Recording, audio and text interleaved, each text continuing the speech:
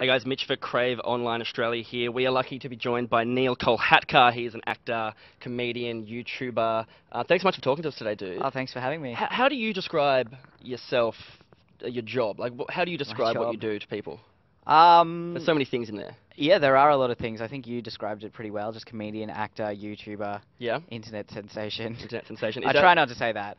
If you're Sounds trying a to bit impress smug. a cute girl at the bar, how do you then phrase I'll it? get my friend to say, hey, that guy's an internet sensation. Yeah? Whereas if I go up to her and I'm like, hey, I'm an internet sensation, that's a bit creepy. Yep. Like, I could be an internet sensation from anything, really. Tell us a bit about how you kind of fell into your current career of being a slashy. I know that you started off with a lot of acting in your teens. Yeah, is that yeah, right? I did a lot of drama and acting in high school, a lot of stage acting, and that sort of grew into YouTube skits, online content, and stand-up comedy. And I've been doing that from when I was 15, and then the videos really just took off about 2 years ago, and since then I've been doing it full time.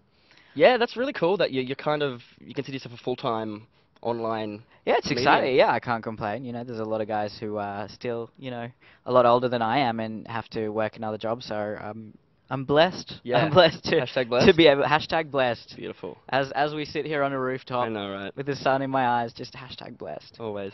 Let's talk about some of your videos. I saw your most recent one was with Playboy. Yeah. Tell me how that, exciting because that's too. like every young male's, well, majority young male's dream. It is. To get involved with Playboy somehow. Like, I didn't even believe it when they were like, "Oh, do you want to do this video with Playboy?" I was So like, they just straight up "Really? approached The you?" Playboy?"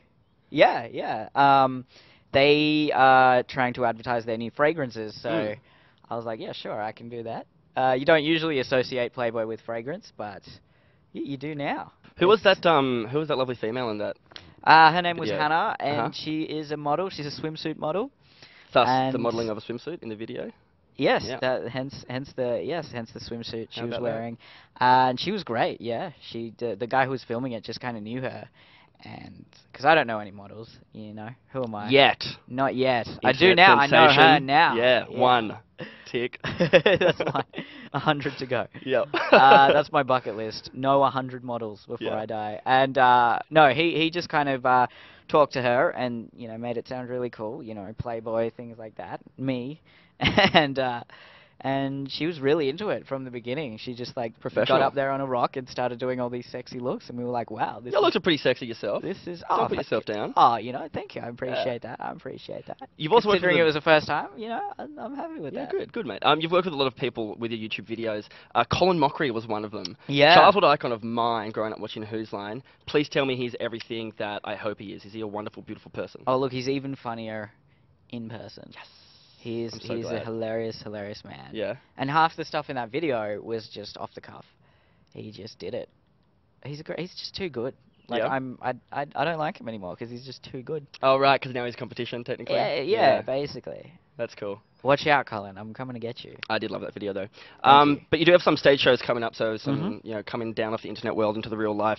What's the crossover between your, I guess, YouTube persona and your stand-up? Are you inspired by the same sort of things? Like, what's the crossover between the two? There's definitely some elements of similarities between the two, but when I'm doing stand-up, I'm myself, and it's my own opinions, it's my own persona on stage. Whereas when I'm doing YouTube, quite often, I'm taking on characters or I'm doing parodies, things like that. Yeah. So that's a big difference there. But ultimately, it's the same sort of style of comedy because it's all written and done by me. Yeah. But yeah, I suppose the main difference is definitely the different persona that I'll take on stage. Hey, I know Jerry Seinfeld recently got in a bit of shit because he had a bit of a go at Gen Y audiences and being too PC, and, getting up in arms about comedy when they really shouldn't. What's your opinion, I guess, on, because you should know more about Gen Y audiences than anyone, kids these days too politically minded about comedy?